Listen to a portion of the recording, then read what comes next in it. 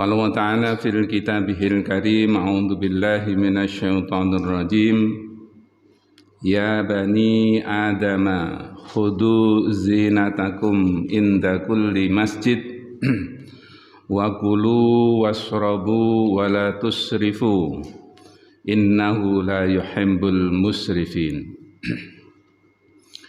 وقال تعالى وإذا رأوا تجارة أو لهوا انفضوا إليها وتركوك قائما قل ما عند الله خير من اللهو ومن التجارة والله خير الرازقين رضيت بالله ربا وبالإسلام دينا وبمحمد نبيا ورسولا ربي زدني علما وارزقني فهما waj'alni minas sholihin. Kita mulai dengan membaca basmalah. Bismillahirrahmanirrahim. Jamaah sekalian, Bapak Ibu yang dirahmati oleh Allah, topik kita pada kajian subuh kali ini dalam huruf E yang kedua tentang etika dan moral. Ini sangat erat hubungannya dengan akhlak. Bahkan sebagian orang menyebut bahwa etika dan moral itu identik dengan akhlak, sama dengan akhlak. Tapi dalam kajian yang lebih mendalam antara etika, akhlak, dan moral itu punya perbedaan-perbedaan yang prinsip. Etika itu diambil dari bahasa Yunani. Asal katanya adalah ethos. Diartikan dengan adat istiadat, kemudian sikap, watak, dan kesusilaan. Sedangkan moral itu diambil dari bahasa Latin, asal katanya adalah mores, diartikan dengan perbuatan atau perilaku yang berdasarkan kepada kebiasaan-kebiasaan. Jadi memang antara etika, moral, dan akhlak itu punya titik singgung yang sama, yakni mengatur baik dan tidak baik. Kalau baiknya akhlak, tidak baiknya akhlak itu berdasarkan ajaran agama. Kalau etika dan moral itu baik tidak baiknya berdasarkan kepada pemikiran akal manusia dan berdasarkan adat kebiasaan yang terjadi di tengah-tengah masyarakat. Sehingga akhlak karena dasarnya adalah syariat agama, maka dia berlaku secara keseluruhan, secara universal, berlaku di mana saja dan akan berlaku untuk selama-lamanya. Sedangkan etika dan moral karena berdasarkan akal pikiran manusia dan berdasarkan adat kebiasaan yang terjadi di tengah-tengah masyarakat, maka berlakunya di suatu daerah belum tentu sama dengan di daerah yang lain, atau berlaku di suatu negara belum tentu berlaku di negara lain, dan waktunya adalah temporal. Hanya berlaku beberapa saat atau sekian saat, belum tentu berlaku untuk selama-lamanya. Nah, untuk mencontohkan ini, adik-adik sekalian, Bapak dan Ibu, kita bisa mengutip surat Al-A'raf. Ayatnya ayat yang ke-31. Ya, ayat yang ke-31. Ya Bani Adam, wahai anak cucu Adam, kita semua. Khudu, ambillah kamu sekalian zinatakum. Zinatakum, pakaian-pakaian kamu yang indah. Inda kulli masjid, ketika kamu beribadah di masjid. Sholat berjamaah seperti sekarang ini, lebih-lebih pada saat melaksanakan sholat Jum'ah, ya. inda kulli masjid wa kulu makanlah kamu sekalian wasrobu minumlah kamu sekalian wala tusrifu jangan berlebih-lebihan innahu sesungguhnya Allah la yuhibbu tidak senang al musrifin kepada orang-orang yang berlebih-lebihan atau melampaui batas. Kalau dikaji di dalam kitab tafsir, kenapa ayat ini turun? Ini adalah atas kebiasaan yang dilakukan oleh orang-orang Arab jahiliyah sebelum datangnya Islam. Orang-orang Arab jahiliyah sebelum datang Islam, mereka itu juga melakukan tawaf di Ka'bah, mengelilingi Ka'bah. Nanti kalau Islam sudah datang, tawafnya itu disempurnakan oleh Allah Subhanahu wa taala sedemikian rupa sehingga beda dengan tawafnya orang-orang yang jahiliyah sebelum Islam. Bagaimana tawafnya mereka? Mereka kalau tawaf di Ka'bah itu tidak menggunakan pakaian. Ngapunten nggih. Jadi telanjang. Kenapa mereka itu kalau tawaf telanjang? Mereka punya pemikiran. Pakaian yang selama ini dipakai itu dianggap kotor. Sementara sedang menghadap Tuhannya, jadi pakaian yang kotor itu dilepaskan semua. Mendingan wis ndak usah pakaian gitu Pak ya. Nah ya apa wong menghadap kepada Allah kok mana tidak pakaian. Nah oleh Islam kemudian dirubah, justru kalau menghadap Allah itu harus berpakaian, menutup auratnya. Kalau perempuan seluruh tubuhnya kecuali muka dan telapak tangannya. Tapi bapak-bapak kalau tindak haji Pak ya, kali umroh, ningali tiang India, itu kok kakinya kelihatan, enggak pakai penutup kakinya. Padahal itu termasuk bagi kita adalah aurat. Gitu. Kalau perempuan berarti muka dan telapak tangannya. Kalau laki-laki ditutup, yang ditutup adalah mulai pusar sampai pada lutut kita. Tapi mosok menghadap kepada Allah kok mek katokan tok nutup udele sampai dengkul sampai lutut kan enggak. Jadi diperintah di sini adalah khudzu zinatakum inda kulli masjid. Jadi kalau masuk ke masjid itu harus menggunakan pakaian yang baik. Nah, berkembanglah kemudian etika dan moral seperti sampai sekarang ini. Bagaimana cara menutup aurat, bagaimana cara kita beribadah, berpakaian ketika menghadap kepada Allah Subhanahu wa taala pada saat kita sholat. Kalau tradisi masyarakat yang ada di Arab sana, pakaiannya model Arab ngoten niku, napa niku istilahnya? Jubah kan niku nggih. Nah, ngoten niku. Karena memang ada pola pembiasaan di sana. Sementara kita menghadap kepada Allah itu ya pokoknya menutup aurat. Gitu. Mau pakai apa silakan ya. Tapi kadang-kadang kalau nggih ningali niku kebangetan nggih. Menghadap kepada Allah pakai kaos nggih. Kaosnya akeh tulisan sponsornya. Nah niku. Makanya mengganggu yang ada di belakangnya. Tulisannya nopo mawon niku muncul teng mriku. Kadang pakaian batik, tapi pakaian batiknya itu tidak diseleksi, tidak dipilih yang bagus. Batiknya sembarang batik. Saya pernah di Surabaya sebuah pertemuan. Nah, saya berada di belakang salah satu teman dari Banyuwangi. Saya perhatikan pakaiannya. Saya pelentengi gini ya, saya di belakang itu. Akhirnya saya foto. Batiknya yang dipakai itu saya foto. Ternyata sepanjang batiknya itu gambarnya salib. Terus tak jawil sama teman saya yang dari Banyuwangi, saya jawil. Jenengan niki semerap Mas, nek pakaian sampean ini tidak pantas dipakai oleh jenengan, apalagi untuk sholat. Opo oh, Pak? Nah iki tak foto sampean iki. Badhe sampean. Deloken iki. Isine gambar salib.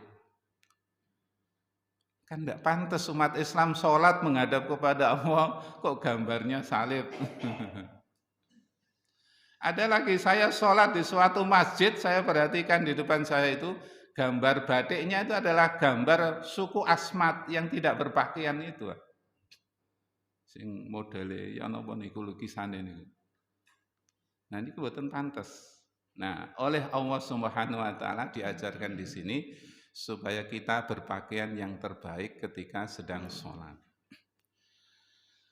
Jadi boleh, enggak apa-apa, silakan pakai batik karena ini khas Indonesia ya. Tapi batiknya kalau dipakai itu dipilih ya.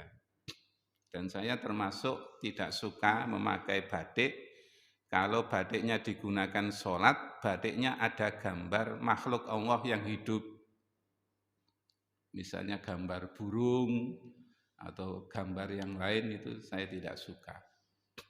Jadi mendingan batik-batik biasa, polosan yang tidak ada muatannya seperti itu. Contoh yang kedua, wakulu wasrobu. Ya, wakulu wasrobu. Minum, makanlah kamu sekalian, minumlah kamu sekalian, wala tusrifu, jangan sampai melampaui batas.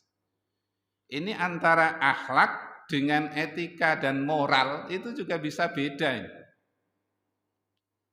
Makanya kita kan minimal ya harus halalan thayyibah, harus halal dan bergizi. Ukurannya ada batasnya untuk kita konsumsi dalam perut kita ini ya. Gampangannya kan dibagi menjadi 3, sepertiga untuk makanan, sepertiga untuk minuman, sepertiga untuk tempat nafas kita. Suatu ketika hadirin sekalian saya diajak ke Batam, kemudian nyebrang ke Singapura. Jalan-jalan di Singapura menikmati wisata di sana. Oleh guide-nya, pemandu wisatanya itu diajak masuk sebuah tempat semacam restoran. Masuk ke situ itu sudah tidak ngitung bayar berapa. Yang perlu saya sampaikan dengan masuk ke situ itu boleh makan apa saja, minum apa saja, takarannya berapa saja, sakarepnya gitu lah ya. Jadi akhirnya perutnya otomatis ya wareknya luar biasa. Nah, model makan seperti ini jelas tidak bagus menurut pandangan Islam. Tapi ada yang bagus di sana itu, semua makanan yang diambil, kalau sudah diambil itu harus habis di atas piringnya itu, tidak boleh ada yang tersisa. Nah, itu bagusnya di situ hadirin sekalian ya. Kan ketentuan dalam akhlak makan dan minum dalam ajaran Islam itu kan makan dan minum harus diambil semua, harus dihabiskan. Sampai apa yang melekat pada jari jemari tangan kita ini dianjurkan untuk kita, mohon maaf bahasanya, dijilati. Barangkali di situ ada barokahnya. Cuma yang di Singapura ini ternyata berlebih-lebihan makan dan minumnya. Saking warke mungkin tidak iso ditekuk wetenge ini.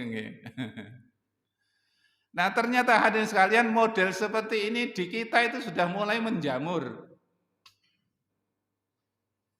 Saya di Jakarta diajak oleh adiknya istri masuk di sebuah rumah makan, istilahnya itu you can eat, kamu bisa makan, menikmatinya. Itu juga begitu, boleh makan apa saja, minum apa saja, sakwarke, sakwate, tidak boleh dibawa pulang. Nah ini menurut saya bertentangan dengan akhlak dalam makan dan minum, karena bunyinya adalah wakulu wasrobu wala tusrifu. Nah, model kebiasaan ini ternyata mulai dikembangkan di tengah-tengah masyarakat. Konon di Malang itu juga sudah mulai ada model prasmanan you can eat itu makan sepuas-puasnya, minum sepuas-puasnya. Nah, itulah bedanya antara akhlak dengan etika dan moral. Oke, supaya tidak terlalu memakan waktu, saya akan fokus hadirin sekalian menggunakan etika ini dalam kegiatan bisnis. Sehingga bunyinya adalah etika bisnis. Nah, ini antara akhlak, antara etika secara umum dan moral yang berkembang di tengah-tengah masyarakat itu jelas jauh berbeda. Meskipun ada ketentuan baik dan buruknya, tetapi baik buruknya etika dan moral dalam kegiatan bisnis itu berbeda dengan ketentuan akhlak dalam menjalankan bisnis. Ustaz Zainal ini termasuk pelaku bisnis ini. Bisa menjadi pedoman, atau di antara kita ini yang punya bisnis, ya ini bisa menjadi pedoman bagi kita sekalian. Nah, secara umum hadirin sekalian, bisnis itu ada etikanya. Di buku-buku yang menjelaskan etika bisnis itu ada 5. Tapi kalau menurut ajaran Islam itu ketentuannya lebih dari 5. Saya sebutkan etika bisnis menurut umum harus ada kejujuran, tidak boleh curang. Yang kedua, adil, memperlakukan konsumen sepadan, setara, tidak boleh dianaktirikan konsumen tertentu. Yang ketiga, saling menguntungkan. Jadi dalam bisnis secara umum itu tidak ada yang boleh dirugikan. Yang untung bukan hanya yang punya bisnis, pelaku usahanya saja, tapi yang mengambil barang dari kita itu harus juga mendapatkan keuntungan. Yang keempat ada otonomi, ya. Yang kelima integritas moral, moralnya terjaga. Nah, saya fokus pada etika bisnis dalam ajaran Islam ini harus kita perlakukan kalau kita sedang menjalankan bisnis. Yang pertama, etika bisnis dalam Islam itu adalah ada larangan, tidak boleh melakukan johalah atau jahalah atau kesamaran. Harus transparan, ya Pak, harus transparan. Tidak boleh bisnis dalam Islam itu ibaratnya beli kucing dalam karung. Saya memperhatikan sekarang ini kan marak bisnis online.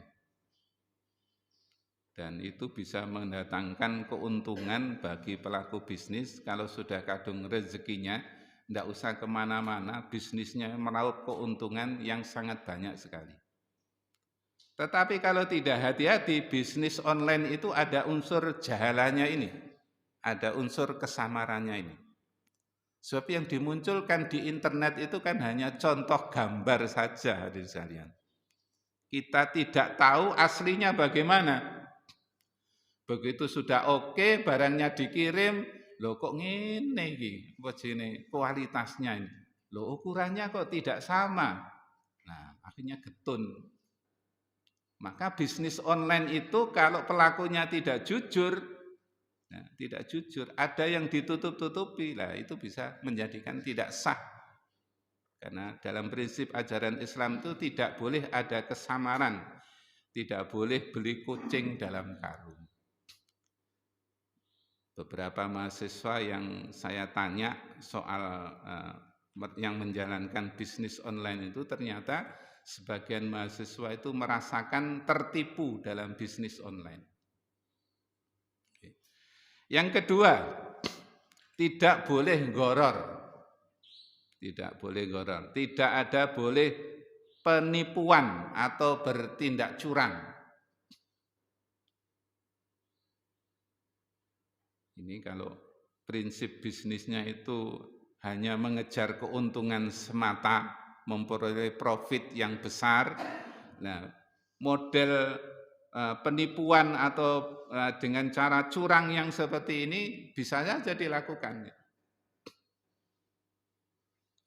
Saya pernah beli kendaraan mobil Kijang yang short, bukan yang long, ya, karena uangnya terbatas. Padahal yang jual ini teman saya sendiri. Nah, dia tidak menjelaskan bagaimana kondisi mobilnya. Saya yang penting wis percaya karo konco. Kendaraan Kijang itu Pak, saya pakai ke Surabaya, PP 2 kali, uri nyantek. Jadi ulinya itu masuk ke apa itu yang di depan tempatnya air itu campur di situ, Pak. Nah, ketika mobil ini karena sudah seperti itu, Pak ya, kan akhirnya kepengen saya jual ya. Nah, aku iki carane ngedol iki ya apa mobil iki. Ini aku terus terang, ya jelas mobilnya ini ndak laku. Akhirnya saya ndak berani menjual hadirin sekalian. Teman saya maklar yang menjual akhirnya ya. Tapi aku mungkin ya melok dosa juga ya. Nah, gitu. Karena ada unsur curangnya di situ. Aku bayang wong sing tuku terus ya apa nasibe. Yang ketiga adalah diror atau doror, tidak boleh membahayakan kepada orang yang membeli barang kita. Tidak boleh membahayakan kepada orang yang membeli barang kita. Sehingga perlu dijelaskan, iklan-iklan yang muncul di televisi atau di tempat yang lain itu kadang-kadang menutupi tingkat bahayanya. Ada ayat yang menyatakan a'udzubillahi minasyaitonirrajim, surat Al-Baqarah ini kalau tidak salah, ayat 195, wala tulqu biaidikum ila tahlukah wa ahsinu innallaha yuhibbul muhsinin. Ketika melaksanakan ibadah haji di Mekah, ayat Quran ini terpampang, tulisannya sangat besar sekali di Arab sana. Ayat ini wala tulqu biaidikum ila tahlukah. Nah, di sebelahnya itu ada gambar rokok, Pak, yang disilang begini. Berarti tidak boleh merokok, tidak boleh melakukan bisnis merokok dengan dalil antara lain adalah wala tulqu biaidikum ila tahlukah. Karena rokok itu bisa membahayakan diri kita. Sebagian teman atau tetangga yang kena penyakit ginjal akhirnya cuci darah. Setelah kita tanya-tanya itu karena ternyata sering mengkonsumsi minum-minuman yang menjadi penguat itu, Pak ya. Nah, pada saat waktu sepuhnya, sudah mulai sepuh, mulai pensiun, akibat dari meminum minuman yang membahayakan itu, akhirnya bisa kena penyakit ginjal dan bisa cuci darah. Nah, bisnis yang mendatangkan bahaya seperti itu dalam ajaran Islam tidak diperkenankan. Yang keempat adalah az-zulmu, menghalalkan segala cara. Nah, ini juga tidak boleh dalam bisnis Islam. Namanya menghalalkan cara, segala cara ya opo wae dilakoni. Sepenting bisa mendapatkan keuntungan. Nah, ini tidak boleh. Dalam ajaran Islam secara jelas ditegaskan, salah satu hadisnya adalah ittaqul zulma fa inna dzulma dzulumatu yaumal qiyamah. Jangan kamu berlaku dolim, karena sesungguhnya perbuatan dolim itu akan menciptakan kegelapan-kegelapan besok di hari kiamat. Oke, supaya tidak terlalu panjang juga, saya pungkasi di sini. Di antara larangan dalam bisnis Islam juga adalah tidak boleh ada unsur riba, tidak boleh ada unsur perjudian. Ya, tidak boleh ada unsur riba, tidak boleh ada unsur perjudian. Al-Quran menegaskan kepada kita dalam surat Al-Baqarah, ahallallahul bai'a wa harramar riba. Dihalalkan atas kamu transaksi jual beli dan diharamkan atas kamu berlaku riba. Nah, yang riba ini hadirin sekalian yang berat ya. Kita umat Islam ini sepertinya sangat sulit untuk tidak berhubungan dengan dunia perbankan yang di situ prosesnya masih model konvensional. Atau berhubungan dengan transaksi perbankan syariah, tapi kalau tidak hati-hati, tidak transparan, juga masih mungkin bercampur dengan hal-hal yang bersifat konvensional. Saya ketemu salah seorang pelaku usaha membuka koperasi syariah. Tapi dia ngomong kepada saya, repot Pak berhubungan dengan masyarakat itu. Maunya kita menerapkan syariah, tapi masyarakatnya belum paham tentang transaksi syariah, akhirnya transaksinya masih kepengin model konvensional. Lah podo ae. Ya. Ahalla wal bai'a wa harrama riba. Jadi kita dalam transaksi jual beli diusahakan untuk menghindari riba. Maka saya menganjurkan kepada saya sendiri, kepada panjenengan semua ibu bapak, karena sekarang sudah banyak perbankan syariah yang konvensional bisa dialihkan ke yang syariah. Meskipun kadang-kadang ada hal yang barangkali tidak sreg Pak ya di hati kita, tapi setidak-tidaknya kita bisa menghindari diri kita supaya tidak terjerumus dalam transaksi jual beli secara ribawi. Suatu ketika saya disuruh mengisi seminar, Pak. Seminarnya judulnya luar biasa bagusnya menurut saya, ya. Apa namanya? Bisnis tanpa riba, itu judulnya ya. Yang hadir banyak, saya pengantarnya saya mulai dengan sebuah pertanyaan ringan. Hadirin yang hadir di sini, saya mohon angkat tangan. Siapakah di ruangan ini yang punya tabungan syariah? Gitu. Angkat tangan, gitu ya. Dari yang hadir sekitar 100 lebih peserta, itu yang angkat tangan hanya 2 hadirin sekalian ya. Jadi selama ini ya sudah sangat enjoy dengan bank-bank konvensional, belum mengenal dengan transaksi model syariah. Padahal salah satu hal yang penting dalam hal ini ialah supaya bisa menghindari hal yang berbau riba. Hadirin sebagai penutup, Allah Subhanahu wa taala menggambarkan dalam surat Jum'ah, di akhir surat Jum'ah, 3 ayat bagian akhir surat Jum'ah, itu Allah menyebut kalimat al-bai' sama menyebut kalimat tijarah.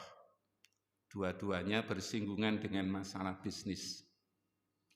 Ya ayyuhalladzina amanu idza nudiya lis-sholati min yaumil jum'ah fas'au ila dzikrillahi wa darul bai'. Nah, di ayat yang ke-9 ini ada bunyi wa darul bai'. Kalau sudah ada komando Jumatan, maka disuruh meninggalkan transaksi jual beli. Contohnya transaksi jual beli, tetapi sesungguhnya aktivitas bisnis yang lain pun kalau sudah mendengar seruan untuk Jumatan, itu diminta segera datang ke Jumatan dan meninggalkan transaksi-transaksi bisnisnya. Kemudian di akhir surat Jum'ah ini disebut dengan kalimat tijarah. Tijarah itu artinya maknanya juga bisnis. Nah, kalau al-bai' ini makna aslinya adalah transaksi jual beli, lebih khusus. Kalau di akhir surat Al-Jum'ah itu menyebut dengan kalimat tijarah. Wa idza ra'au tijaratan aw lahwan fadzu ilaiha wa tarakuka qa'ima qul ma indallahi khairum minal lahwi wa minat tijarah wa huwa khairur raziqin. Kita memang sudah dilihat oleh Allah kecenderungan kita kalau bisnis itu sangat semangat luar biasa. Tetapi di sisi Allah ya, dengan zikir kepada Allah, ingat kepada Allah itu lebih baik daripada mengurusi bisnisnya yang terlalu berlebih-lebihan. Nah, karena itu supaya tidak berlebih-lebihan, etika bisnis tadi harus kita terapkan dalam kehidupan kita sehari-hari. Etika bisnisnya terutama adalah etika bisnis dalam Islam. Sehingga keuntungan yang kita peroleh adalah keuntungan yang mendapatkan ridho dari Allah Subhanahu wa taala. Demikian hadirin sekalian yang bisa kita sampaikan, mudah-mudahan ada manfaatnya. Kita tutup dengan bacaan kafaratul majlis. Subhanakallahumma rabbana wa bihamdika asyhadu an la ilaha illa anta astaghfiruka wa atubu ilaik. Walhamdulillahi rabbil alamin. Assalamualaikum warahmatullahi wabarakatuh.